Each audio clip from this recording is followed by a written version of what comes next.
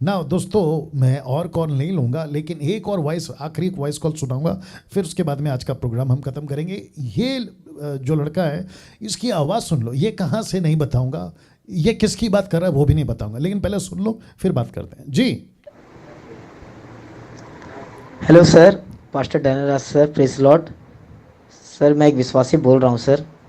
Sir यहाँ पे sir दान दसवांश के बारे में सर बहुत ज़्यादा प्रेसाइज किया जा रहा है सर। अधिकांश प्रचार दान दसवांश के बारे में बोला जा रहा है सर। दान दसवांश, अब दसवांश नहीं देंगे तो आपको चर्च से निकाल दिया जाएगा, आप गरीब के गरीब रह जाएंगे, आपके घर से लाश निकलेगा, आप श्राप हो जाएंगे, आपको श्राप लग जाएगा, आपको मैं कलीसिया से निकाल दूंगा करके बहुत ज़्यादा ही बोला जा रहा है सर। मैं ये मैसेज सर आपको पहुंचाना चाहता हूं सर कि सर आप ये दसवांश के टॉपिक में सर, आप सर एक सर जैसे आप सर आपने टंग्स के बारे में सर इतना डीपली सर नॉलेज दिया सर, आपने वचन से बात किया सर, वचन से बताया सर। वैसे सर मैं आपसे हम्बल रिक्वेस्ट करता हूं सर कि सर टाइथ के बारे में सर आप सर पूरे पवित्र शास्त्र से सर आप सर जैसे सर अपने टंग्स के बारे में सर जो 10 रीज़न बताया सर, सर आप सर इसमें एक बहुत लंबा वीडियो बनाइए सर, ताकि सर यहाँ के जो पास्टरों को सर इनको सर समझ में आए कि खरी शिक्षा क्या होती है करके। सर मैं आपसे यही रिक्वेस्ट करना चाहता हूँ सर। जय मसीह की। Okay, perfect. ये रिकॉर्डेड वॉइस थी। जो दोपहर को मुझे कॉल्स आते हैं ना, ये उस वक्त की बात को जो है मैंने इनको बात की थी, काउंसलिंग करी थी, तो ये उसकी रिकॉर्डेड वॉइस है। ओके, नाउ टॉपिक क्या है? दशमांश, पैसा, ऑफरिंग।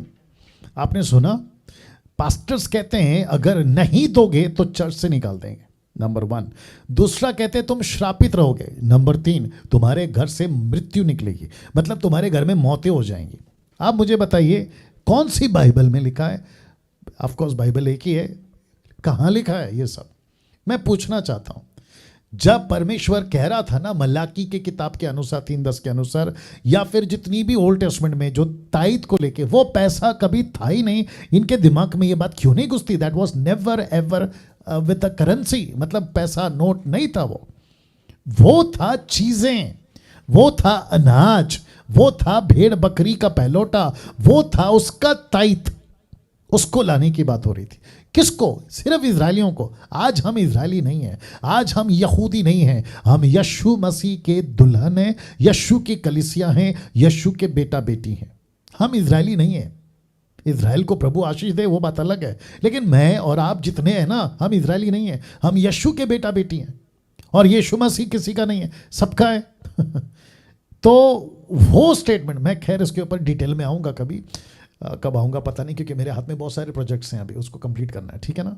बट इनका बात सुनने के बाद जितने भी लोग, अगर अभी ये वीडियो जब एडिट होगी तो मैं चाहता हूँ कि आप लोग कईयों तक पहुँचाए।